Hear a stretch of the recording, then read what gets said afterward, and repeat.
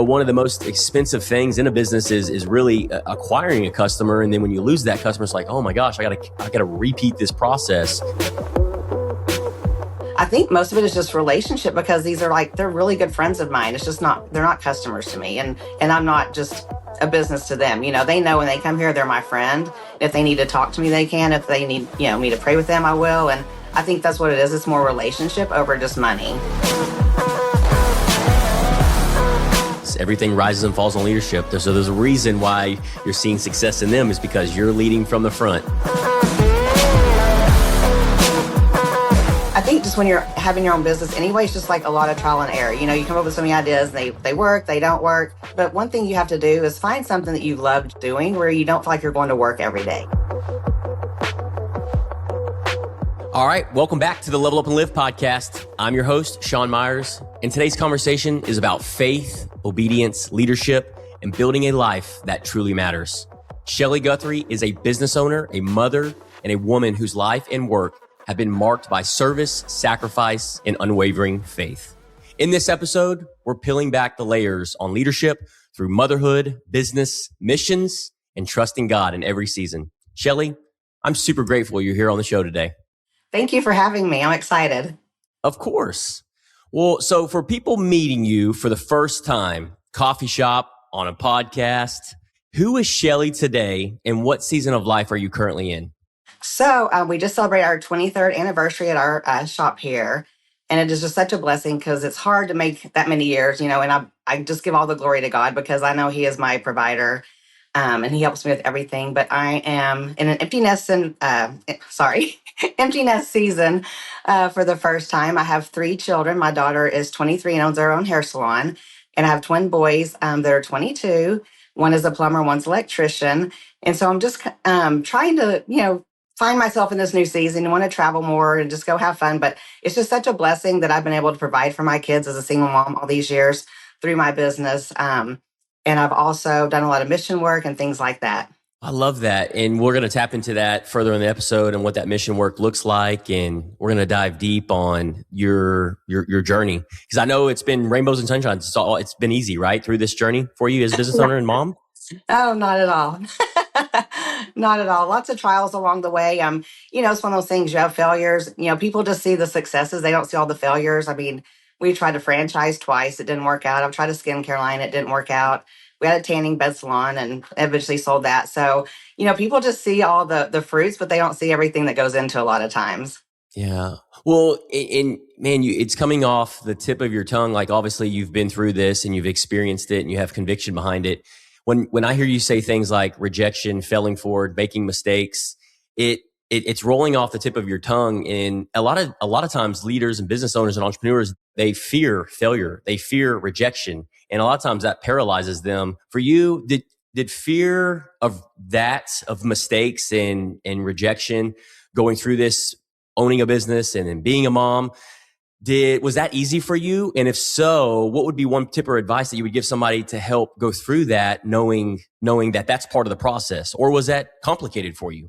Oh, it was very complicated. I had to lean on God a lot through those times, because you get a great idea and you just jump in it. And there were a lot of times looking back now, I was like, I didn't even pray about it. I just kind of did it, And so I think if I would have sought God a little more in that time, it probably would have been a lot less heartache, a lot less money spent that I didn't need to spend. But it's also how you grow. It makes you who you are today, things like that. Yeah, I think that's brilliant advice. And I resonate so much with that. And I know our listeners and audience as well. There were so many times in my entrepreneurial journey. I've been in business a little over 10 years now. I've got an independent insurance brokerage. And the times that I was making decisions, I didn't know. I thought I was making decisions, but it was selfish reasons. I wasn't leaning on anybody else other than myself. And it ended up blowing back up in my face. So now, like, when I have these decisions, what I'm hearing you say is you pray about it, you meditate on it, you go to God for it. And ultimately that's going to give you peace and comfort through that process. And that's what it's done for me when I have these hard decisions to make, hard conversations to make. Do you resonate with that in your journey?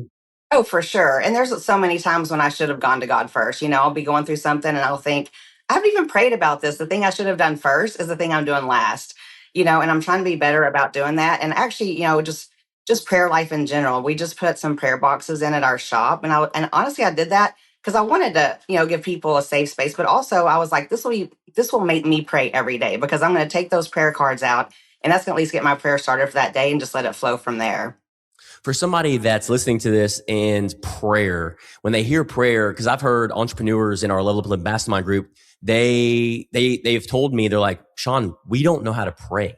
What would be one tip or piece of advice that you apply in your life, and what does that look like? I mean, it doesn't have to be this long, drawn out, multiple hours of praying, right? I mean, so I'm curious on your thoughts on what that looks like in helping you make these decisions in business and motherhood, et cetera. Right. And I think honestly, praying, like I'm around people, especially in my Bible study, that I feel like they can pray so good and so much better than me. And then when I pray, I feel like it's just kind of like simple, the same words over and over. But God doesn't look for eloquence or whatever. He sees our heart and he knows what our needs are before we even ask him. I had one customer just the other day. We just started talking and she told me she had not come in a while because she'd been depressed. And I just felt the need to pray for her. So, we just prayed right there in the tanning room. And, she was just like, I had to take all the guns out of my house and things like that. And she was just like, and she messaged me like 3 more times that night, said, thank you so much. I needed that. And sometimes it's just like, even though we don't always say the best prayer, God sees it and he knows our intentions and he's going to answer those prayers and listen, whether we use the big long words and all the verses or not, he's going to honor that for sure. It may not be right then and there, but it may be a day later, a week later, a month later, a year Oh, later, for maybe sure. even 5 years later, right? Right. Exactly. It's all in God's timing. Yes, for sure. You opened Salon Genesis when your daughter was just 3, correct? 3 months old. 3 months old. Yes, 3 months Yeah. old. Yeah. I know there's some moms listening to this. I know, and even husbands that have 3-month-olds and 3-year-olds and even 10 and teenagers. What did it actually take to build a business that allowed you to be fully present as a mother? So I wanted to make sure I could be with my kids. I didn't want to put them in daycare, which nothing against that at all, but just that was my personal preference. So I wanted to have a business where I could have my kids with me. So we originally started off buying a little tanning salon. It had 3 beds in it. It was called Oak Ridge Tanning. We bought it and changed it into Totally Tan. And so my daughter was 3 months old, and it was kind of, I don't even know if this is TMI. It was kind of a running joke. Like the first year we were open, you'd caught me, if you came in, you caught me breastfeeding or pumping at least once during that year because it was just me and my daughter up there, from 10 in the morning till 9 o'clock at night. And so that's how it was. And then I get pregnant with my twins when she was 9 months old. So that was exciting and hard trying to be in there cleaning tanning beds with a big belly. But they were always up there with me. It was stressful sometimes, but some of the funnest stories, my customers, I still have the same customers today that I've had for 23 years. And they come in and they see my daughter and they're like, I remember when you were just in the little walker going around the tanning salon, and it's just neat seeing all that come to fruition, but it was definitely hard, trying to do customers. And then I homeschooled my kids until they're about in 6th grade for most of the first 6 years of school. So it was just looking back, I kind of wonder how I did it. But, when you're in it, you just do it. And but if you feel that's what you're called to do or want to do, like it just works out, that way. It's not easy, but it's definitely worth it. What would you say? Because what you say yes to, you were building a business and you said yes to kids. So what you say yes to, there's all the other priorities that you basically say no to, right? So you said yes to this podcast for 30 minutes today. So that means everything else you said no to because you said yes to be here today.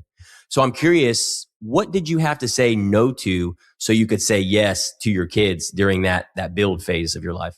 Yeah, honestly, I feel like I didn't take time for myself. And I kind of wish I would have, at least every now and then, because I think I would have been a lot less stressed out as a mom. But, I was up here working till 7, 8, 9, 10 o'clock at night sometimes.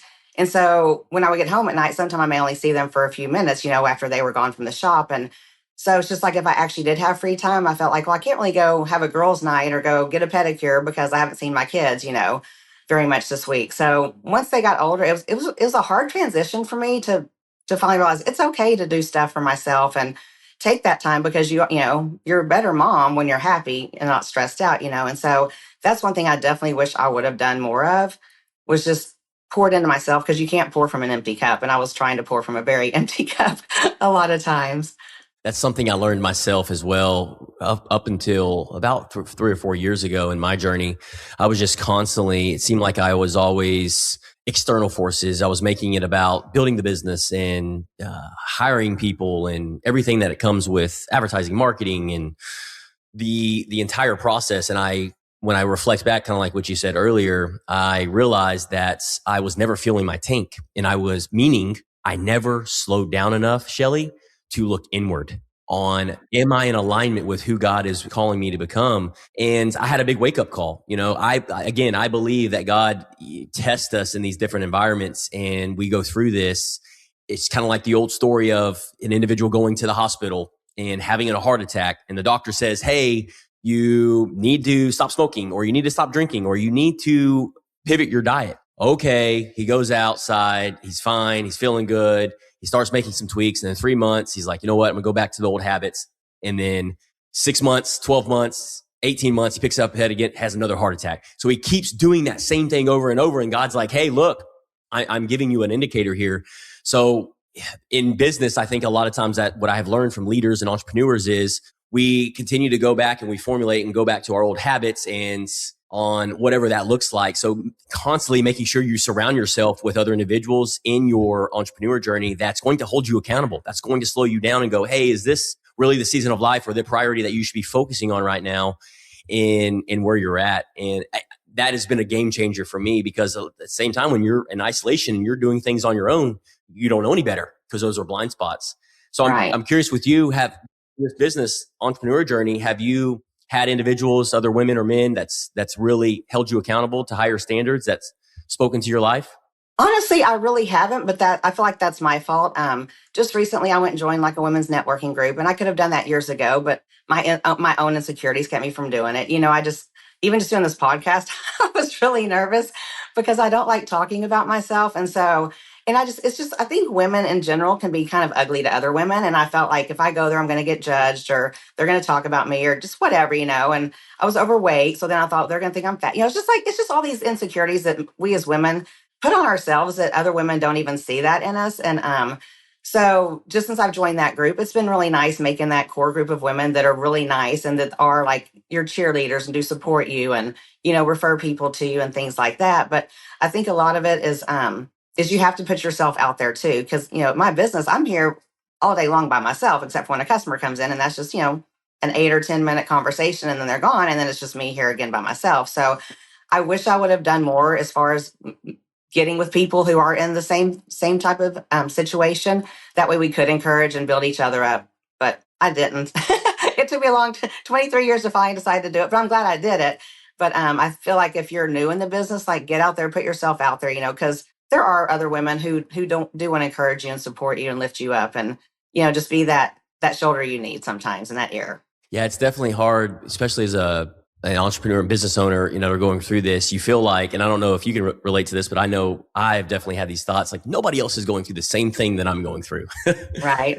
which is not true, right? There's always going to be somebody out there going through something similar, or been down it and has come out the end of the tunnel. And to me, that's a breath of fresh air, and knowing that there's hope to come out the other end of it. So that's what I'm hearing you say. Right. I wanted to tap in a little bit to, you had mentioned this earlier, kind of want to rewind a little bit. You've been in business for 23 years, I think you said? Yeah, last Friday was our 23-year anniversary. That's phenomenal. That is so awesome. 23 years, like mind blowing. I'm like 10 years, I'm like, man. I know. It's so funny because like I spray tan kids now, for their proms and homecomings. And I'm like, I remember when your mom was pregnant with you. And I'm like, I remember I was spraying your mom when you were in her. And now you're in here in my shop getting a tan yourself for your prom or wedding. And it's crazy because it's just seeing just the phases we've all gone through and grown through together. Because I have so many customers that have been with me for the, 15, 20, the whole 23 years. So it's neat seeing how we've all gone through things together. Yeah. And I want to tap into that. These customers you'd mentioned that have been with you for 20 plus years. I know business owners and entrepreneurs listening to this, and even myself included, one of the most expensive things in a business is really acquiring a customer. And then when you lose that customer, it's like, oh my gosh, I gotta repeat this process.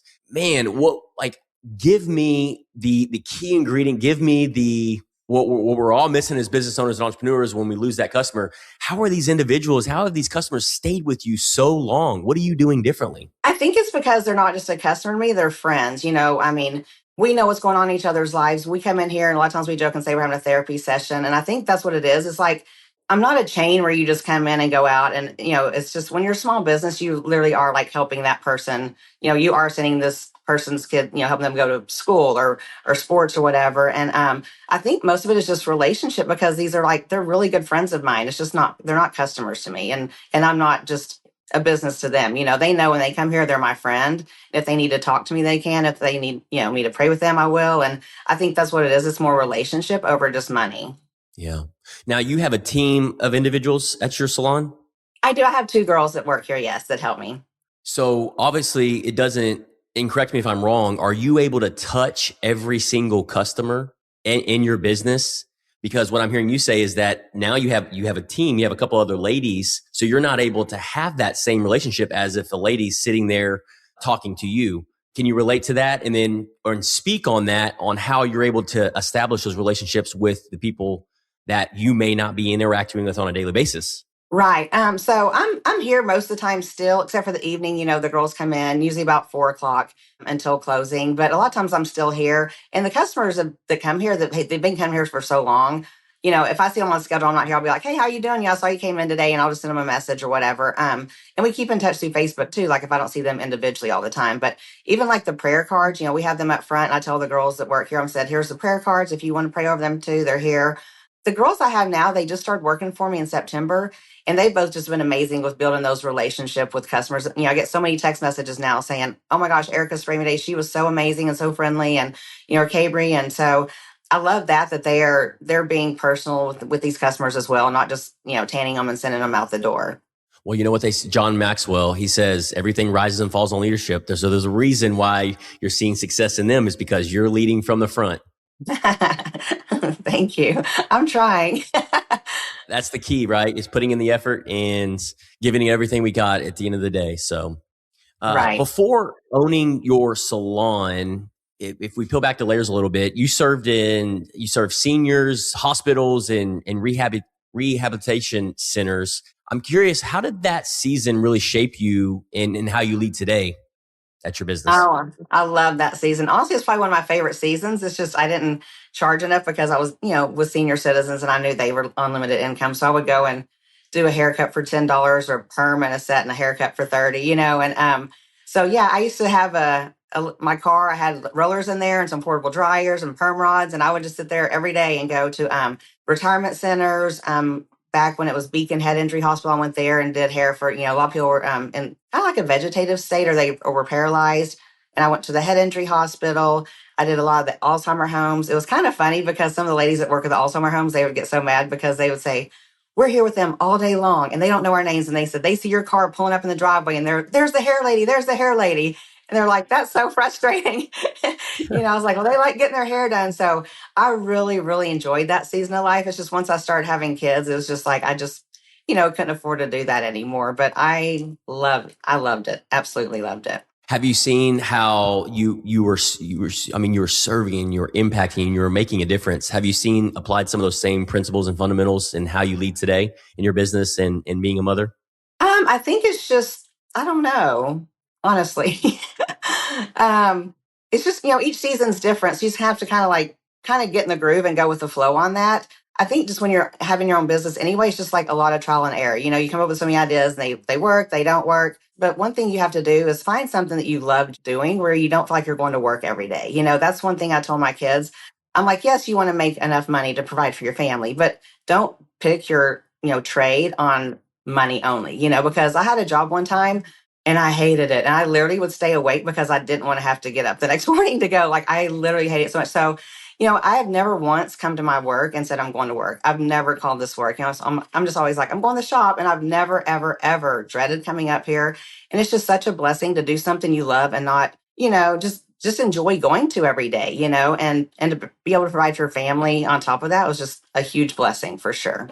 One of the things that I've just gotten to know you in this short period of time, Shelley, is not only your positive attitude, and we're all human beings, but one of the things that I've really sensed about you is you're so grateful. There's so much gratitude coming off you, and I'm getting chills just thinking about that. And I love that so much. Even though when we go through hard times, tough times, trials and tribulations, the entrepreneurs and the business owners like yourself, I believe showing that gratitude, even when we don't we may be blinded and not see that around us. And I love that about you. And you're really kind of shining today on that. So appreciate Thank you you. showing up with that conviction. Thank you.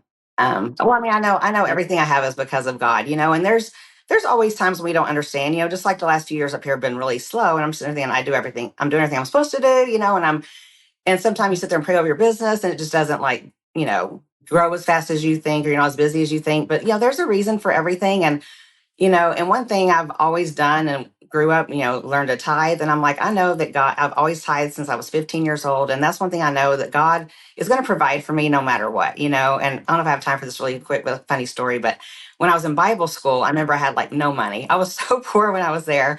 And I was sitting in my apartment. I was so hungry and I had no food to eat. And I was like, God, I've been tithing. Like you said, you'd take care of me. And then within 5 minutes, a friend of mine called and he said, I just got called for a job interview tomorrow. Is there any way you can cut my hair tonight? And I was like, yes, I can. So I went there and cut his hair and made my little $7 that I charged back then and went to Taco Bell. And I was like, thank you, God. And that's just it's a simple story, but it's something that was it just showed, God showed himself to me in just such a small way. But he always comes through, it may not be when we think he's going to or in his timing, but he always does. And I'm so grateful that I have that relationship with him, because I can't imagine how it is for people who don't, because I rely on him for everything. And I just sit there and think, how can people go through life and not know God and not have that hope and that trust, that you're going to be okay. It's I can tell you right now that they don't, right? And I've been Right. there. I've done that. I wasn't raised in church. I didn't open up a Bible until about I guess it was about 3-4 years ago, and on my spiritual journey. And ever since then, because I was unfulfilled, I was unhappy, and because I made it, to all about external forces, the houses, the Right. cars, building a business, and I neglected everything around me, and I wasn't fulfilled internally because I wasn't built on faith. I wasn't making that a priority. It wasn't even a priority in my life. So I hear what you're saying 1000%. And I would just encourage anybody listening to this, man, it's not if, but when, right? You can be in your teens, Right. 20s, 30s, 40s, 50s, 60s, 70s. You're going to go through it. And, there's two ways to look at it. The way I look at it, you can go down the road that's most traveled, which people don't have that relationship with Jesus, or you can go down the road that's less traveled and have that relationship. And when you do, oh my gosh, like you said, there's a different type of peace. There's a different type Right. of going through that process and knowing that he's on your side. So I love being able to shed that light. And I'm still early stages, but now I'm like, I want to use this podcast. I want to use the social media platforms. I want to surround myself with people that have this faith base, Right, for sure. Because I was blessed to grow up with Christian parents, and so my mom, she would have us do a devotional every night, and sometime I didn't want to, And then there's other times, you could be sick and have, in bed about to die, stay home from school, but you had to get up and have devotional, And so, and in that time, she had us learn memory verses, every week or every night, she'd give us something, and so at the time it was kind of annoying to me, honestly, but now I'm so incredibly grateful, because all of that I fall back on, all those verses and on the books of the Bible, everything that that my parents taught me is what has gotten me through most of my adult life when I was having a hard time. And I feel like if I hadn't had that foundation, I wouldn't be where I am, for sure. Now, I want to tap into missions, and I told you earlier in the episode that we would touch on this. Now, obviously, they've clearly played a major role in your life. I looked at your socials, and you've mentioned it several times now. What is it about Haiti, right? Haiti, Yes, Haiti. that has really changed you? If you don't mind shedding the light on that. That this is my favorite thing to talk about. When you can go over there and serve others, you feel like you're going over there and you're serving them and you're helping them, but really they just transform your heart. You go over there and you see these people who are still smiling when they literally have nothing. They live in a tent or like a little tin shanty, and they are the most happy, grateful people. And it's just been amazing just being able to go there and just build those relationships with them. Like the kids, I started going there when a lot of them were like 9 and 10 years old. Now they're in their 20s. And, I've helped put them, gotten them through school. Like a lot of them have graduated from tiling school, electrical school, plumbing, different things like that, helping them get where they can be self-sustaining, because it's really hard because, in Haiti, there's really no jobs. But it was just that the first time I went, I was just like, I love this place. And so I took my daughter the next trip I went on. So my kids started going when they were 8 and 9 years old, and they've been to Haiti 9 times. And I feel like it makes you appreciate things more. I remember coming back one time from there, and I was in the Chick-fil-A drive-thru line. I thought, this is so crazy. Just yesterday, I was in a third world country around all this poverty and, just just desperation. And then, less than 24 hours later, I'm sitting in a drive-thru at Chick-fil-A just getting me some food like it's no big deal. And it's just, I wish everyone could go on a mission trip because, it's different to be there and to see the people in person, and to smell the smells and just everything than just seeing a commercial on TV. You sit there and hear about a starving child, but until you actually see one standing in front of you, you don't get it. And I feel like we all need to try to do something like that because it does just change your heart forever, and it changes your mind and perspective. And it does make you so much more grateful for what you have here. We can just, go over and grab something to eat where they may have to go 3 days without even getting some rice. And so, it is life changing. And I love my kids in Haiti. I would love to be able to get them over here, hopefully one day, just for a better life. But, we support an orphanage over there with 49 kids in it for the past 12 years. Our salon I donate my tips every year. And we have a donation box here, and just everything. We've donated over $250,000 over the past 12 years, just to help those kids and keep things going. And it's just like, that's my heart for sure. Now, what would you say to business owners? Because obviously you have serving and impacting. Look at what it's doing to your heart. Look at the impact that you're making, changing people's lives. And then you're speaking with conviction, and you're doing that today on the podcast. Now, what would you say to the business owner, entrepreneur that's listening to this right now, who feels called to give and want to impact and serve like you, but are afraid it will cost them too much? There's never any gain without sacrifice, and there's so many different avenues to serve. And, sometimes it's not monetary. Sometimes it's just going down and, to the food bank or finding just any place where they need volunteers, because a lot of people financially can't do something, but there's so many things, just like even with our Haiti stuff, I would say, hey, if you can't donate, share this post, because it may, someone may see that. And we actually did have that happen one time. A friend of mine shared the post, and some lady we didn't even know did a humongous donation on our website. And it was just such a blessing. So sometimes it's just like, just step out there, because there's so many different ways to help, but also I encourage people to always do their diligence, because, you want to help with and donate where, your money's going where it's supposed to go. Just donate to someone who's transparent, or work with, organizations like that. But, just step out there and serve. There's so many different ways you can find places to serve and resources and things like that. Love that. Now, looking back over your journey and reflecting, and we've done that today, and you've done a lot of times when I've talked to guests on the episode, when I ask them these questions and we take them through the journey, and they're like, man, nobody's asked me these questions before. So it allows you to reflect on your journey. Now, I'm curious with you, kind of wrapping things up, what does a life you don't grow to regret truly mean to you? I've always wanted to leave a legacy. I've just always in my heart, I'm like, I don't want to just live this life and die and I didn't make an impact at all. And so that's always been really important to me, is just make a difference. I don't want to make a name for myself, but when people look back on me, I want them to see, I want them to, have seen Jesus in me. And that's one thing my kids too. My kids are my world. And my biggest thing is I want to leave a legacy that they're proud of and that they want to follow behind as well. Well, Shelley, thank you so much for sharing from your heart today, your faith, and your journey. Now, your story is obviously a reminder that leadership isn't about just titles. It's about obedience, surrendering, service to others, and impact. And to everyone listening, and all of our viewers on YouTube, if this episode stirred something inside of you, take one step today toward your faith, toward your family, toward purpose. And as always, keep leveling up and keep living with intention. Shelley, thank you so much for being on the show today and saying yes and sharing your story. Appreciate you. Thank you, Sean.